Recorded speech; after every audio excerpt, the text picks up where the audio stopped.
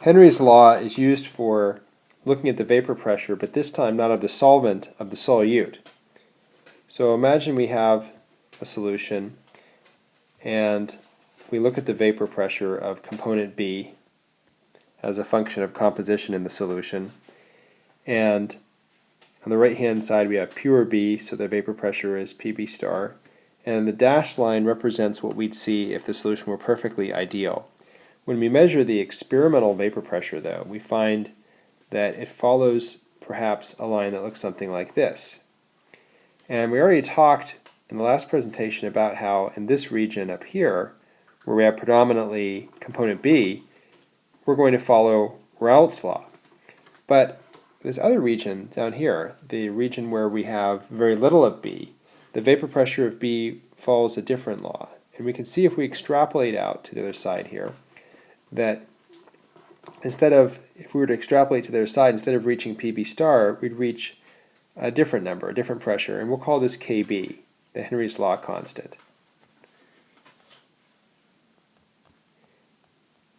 So this means that the vapor pressure in this region where it's linear over here follows this equation, Henry's law. We say the vapor pressure of B is equal to the mole fraction of B times the Henry's law constant. Let's zoom in and look at one of those vapor pressure graphs. So we can see, here's the curve line for Raoult's law, that we follow Henry's law very, very well when we are a dilute solute.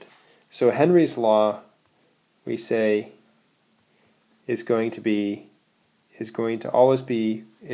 followed increasingly well for dilute solutes. So in contrast to Raoult's law, which we saw we used for the solvent in dilute solutions. But what happens when we move away from this line? How do we characterize the vapor pressure here in this sort of intermediate region where we're starting to deviate from what we would see with Henry's law? We've got this deviation. So we're going to use activity coefficients in this case, just like we did in the case of the Raoultian standard state. So in the Henrian standard state, we define activity as being based on Henry's law. So for deviations from Henry's law, we'd write the vapor pressure of B is equal to Henry's law constant, but then instead of being the mole fraction, it's going to be the activity of B, where once again the activity is equal to the mole fraction times an activity coefficient.